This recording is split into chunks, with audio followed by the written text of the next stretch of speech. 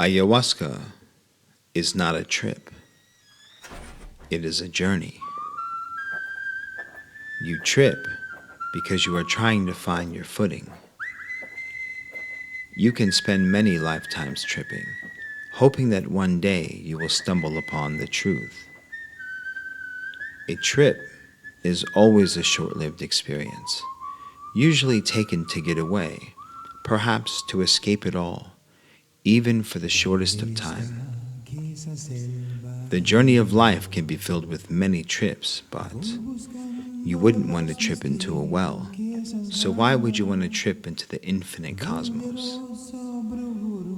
Chemical drugs provide us the ability to trip endlessly into the depths of the mind, but is this not where you are trying to get out of?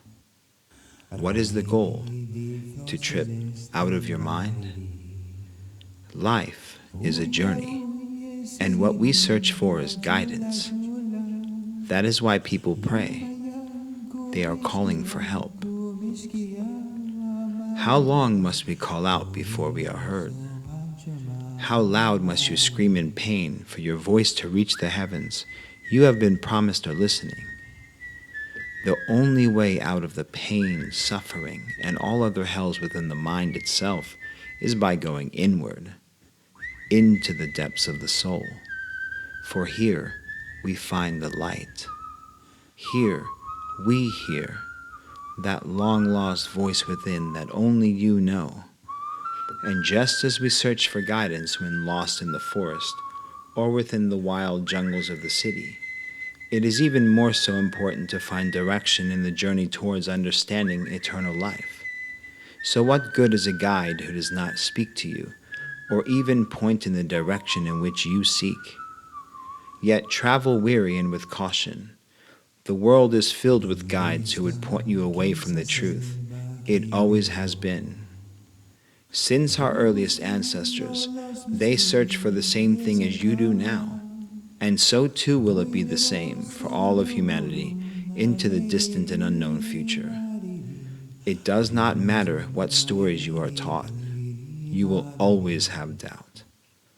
It does not matter who teaches you, for their knowledge will never bring you the wisdom you seek. No words can settle the unrest of the soul's need to take you on the spiritual journey, whether you are aware of this or not.